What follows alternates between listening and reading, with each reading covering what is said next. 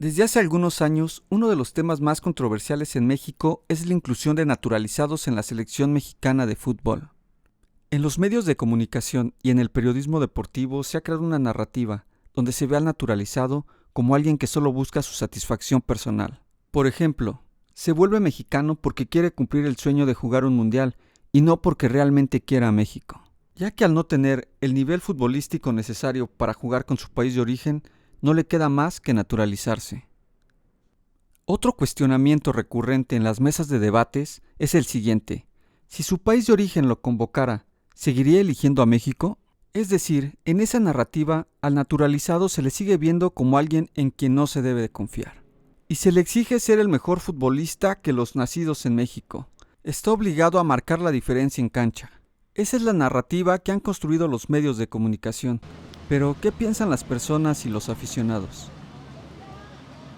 Nicolás, ¿qué piensas de los naturalizados en la selección nacional? Bueno, mi opinión al respecto es que no deberían de estar jugando dentro de la selección.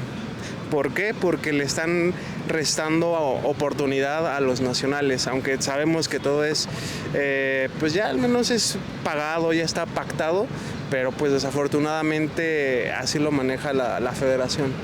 Roberto, ¿qué piensas de los naturalizados en la selección nacional? Pues siento que ha pasado en otros deportes, ¿no? Por ejemplo, Arozarena en el béisbol, ¿no? Justamente es otra persona que le dieron la nacionalidad y participó justamente en la Liga Nacional del Mundial, bueno, el Clásico de Béisbol, ¿no? Okay. Así que pues yo creo que está bien, ¿no? Finalmente pues está legal si tienen la nacionalidad y pues ¿qué más se puede hacer, no? Creo que hay muchas ligas que lo tienen, ¿no? O sea, se me figura la europea incluso, ¿no? Que muchos de ellos son naturalizados, ¿no? Por diversas razones.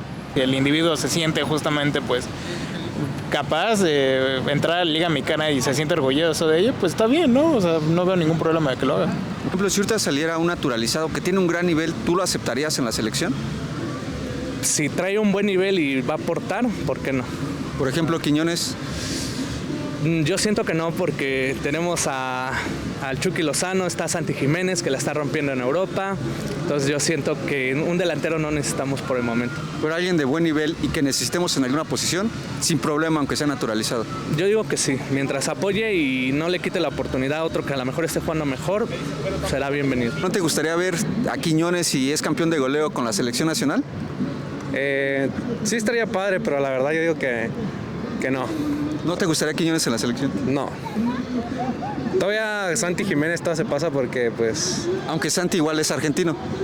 Pero pues él desde chiquito trae sangre... Bueno, se siente mexicano más que nada. Okay. Aquí desde chiquito. Pero pues en lugar de Quiñones deberían de darle oportunidades a los jóvenes mexicanos. ¿Qué piensas de los naturalizados en la selección nacional mexicana? Pues de que no tiene nada de malo que alguien quiera jugar representando a nuestro país. Al fin y al cabo, pues en mi opinión, yo siento que ni uno mismo en su propio país representa bien lo que somos, ¿no?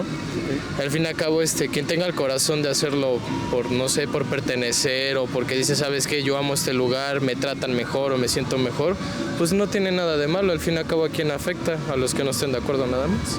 Esa es mi opinión. No cabe duda que es un tema controversial, donde existen opiniones divididas y a veces, tal vez, contradictorias. Pero si ahondamos más en el tema de los naturalizados, ¿es posible que exista xenofobia en el fútbol mexicano? Así que venimos a platicar con el Dr. Beremundo Carrillo, quien ha investigado sobre la xenofobia. La xenofobia es una forma de discriminación que se manifiesta en excluir o en atacar a cierto grupo de personas por algunas características que se consideran que los hacen externos a una comunidad nacional, es decir, que los convierte en un otro distinto a lo que se considera lo nacional, ¿no? Y en este caso aplica en dos sentidos. Por una parte, a aquella persona que es un extranjero, es decir, que tiene la ciudadanía, la nacionalidad de otro país, pero en el caso de México también se aplica para aquellas personas que aún obteniendo la nacionalidad mexicana mediante el proceso de naturalización que establece la Constitución, aún así se les sigue considerando extranjeros, ¿no? Y en el caso de México, algunos autores como Tomás Pérez Bejo o Pablo Yankelevich lo han llamado también una xenofobia defensiva, ¿no? Una xenofobia defensiva en el sentido que se manifiesta como mantener fuera o mantener a raya a aquellos que vienen a quitarle oportunidad a los mexicanos, como una forma de proteger a lo nacional que es bastante endeble, bastante débil. ¿Podríamos hablar de que hay xenofobia en el fútbol mexicano, ya sea en la liga o en la selección? Sí, absolutamente, ¿no? Como lo decía, al final de cuentas la liga, el fútbol mexicano, pues es un reflejo de la sociedad mexicana y es muy marcada la xenofobia que se manifiesta particularmente en el fútbol, ¿no? Tengamos en cuenta algo, el porcentaje de la población históricamente que no ha nacido en México, que habita en México, que así aparece en los censos, nunca ha superado el 1%. Es decir, los no nacidos en México, sean naturalizados o sean extranjeros, siempre ha sido menos del 1% de la población. Pero cuando uno se va a ver los equipos profesionales de fútbol o se va a ver las canchas profesionales de fútbol, pues la visibilidad aumenta bastante de los no nacidos, ya sean naturalizados o sean extranjeros.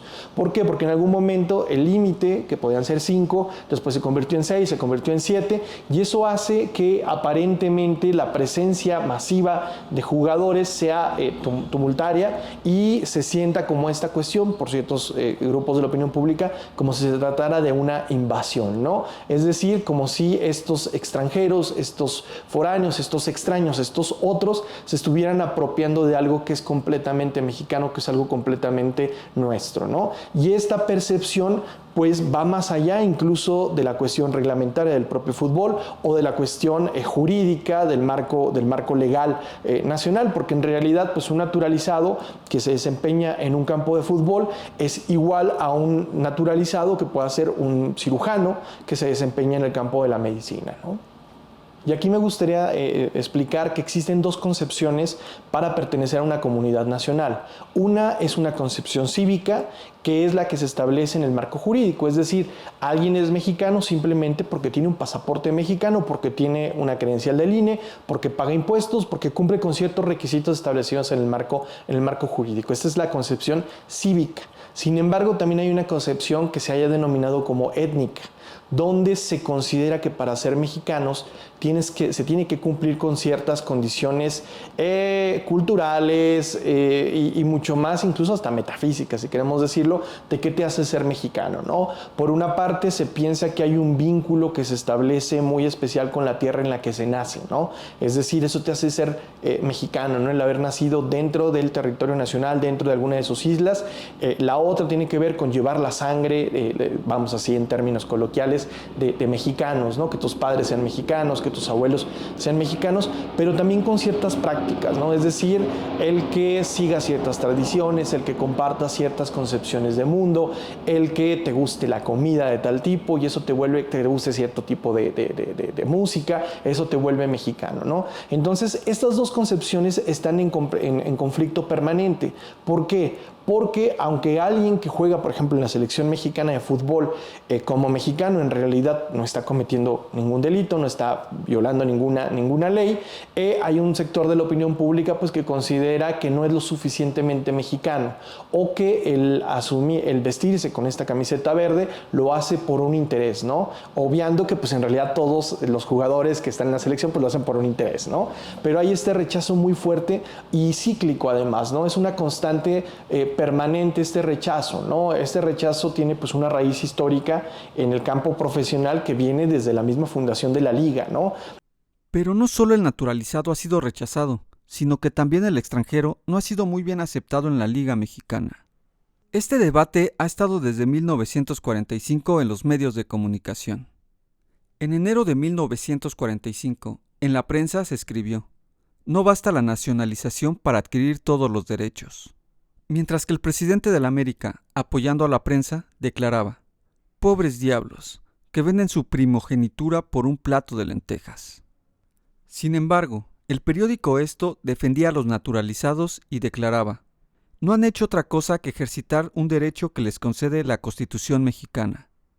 A pesar de ello, el periódico La Prensa continuó con su campaña en contra de los extranjeros, haciendo un llamado a las autoridades porque la nación estaba en grave peligro. Lo vemos en una de sus columnas. De la noche a la mañana van a surgir nuevos mexicanos por todas partes, exactamente igual que surgieron nuevos italianos en el ridículo imperio de Mussolini. Nuevos italianos que a la hora de peligro corrieron como conejos, ofreciendo a las juventudes que tomaban como ídolos y ejemplos a las figuras deportivas, la más deshonrosa muestra de cobardía e indignidad. En 1945 llegaría la victoria para el periódico La Prensa.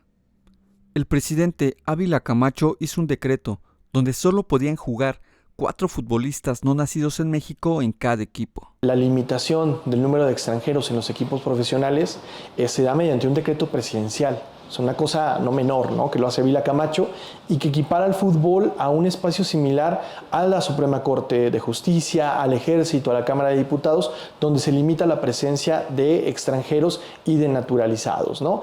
Y uno de los argumentos que se usó mucho en esa época, en los años 40, era que al aceptar tantos jugadores extranjeros se le estaba cerrando las puertas a talento mexicano, se le estaba quitando el lugar a jóvenes mexicanos y además se estaba dando un mal ejemplo para la niñez. Se estaba dando un mal ejemplo para la niñez porque el naturalizado era aquel personaje sospechoso que no había sido leal a su cultura y que no había sido leal a su origen. Y por lo tanto no era un buen ejemplo para los niños que se identificaban, por supuesto, con los jugadores extranjeros, ¿no? Por ejemplo, los medios de comunicación que cuando hablan en contra de un extranjero, por ejemplo, de Quiñones, que dicen, sí, un gran futbolista, pero es colombiano, no lo aceptamos aunque sea la estrella de la liga. ¿Y qué piensa de que ellos mismos al decir eso se justifican al decir que no son xenófobos? O sea, dicen, sí, estoy diciendo que no lo quiero por extranjero, pero no es xenofobia, que quede claro. ¿Qué opina de esas como justificaciones que hay de los comentaristas? No solo de los comentaristas, yo creo que en la vida pública tú puedes hablar con un taxista, con el señor de la tienda, con un maestro, etcétera, y puede tener actitudes racistas y xenófobas, pero no va a reconocerse como tal.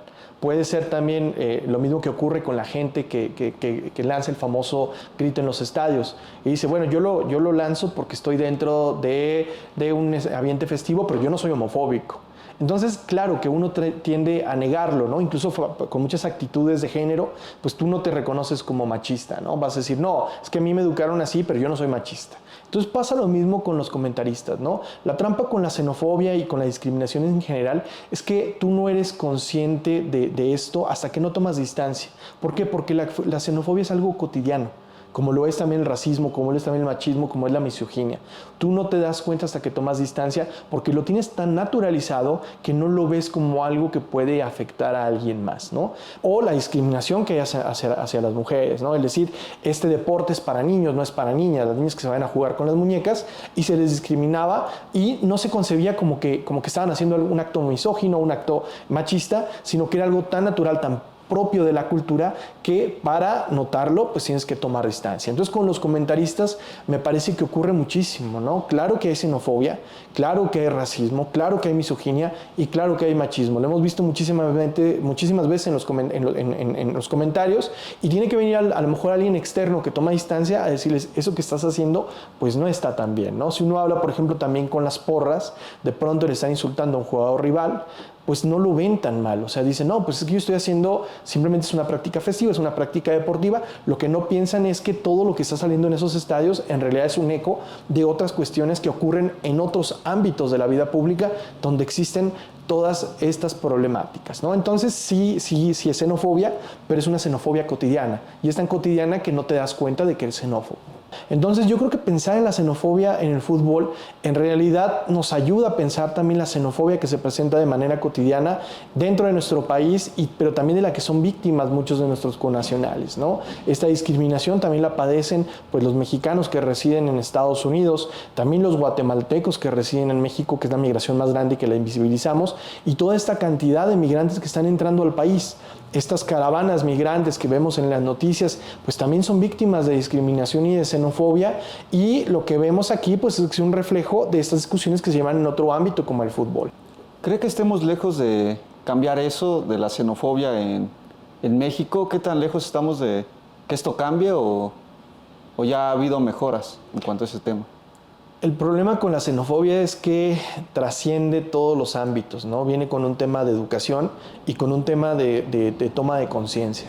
Es decir, erradicar, por ejemplo, el racismo o la xenofobia en el fútbol tiene que ser una medida que se tome desde los directivos, que se tenga medidas ejemplares, pero en realidad es una problemática mucho más amplia, ¿no?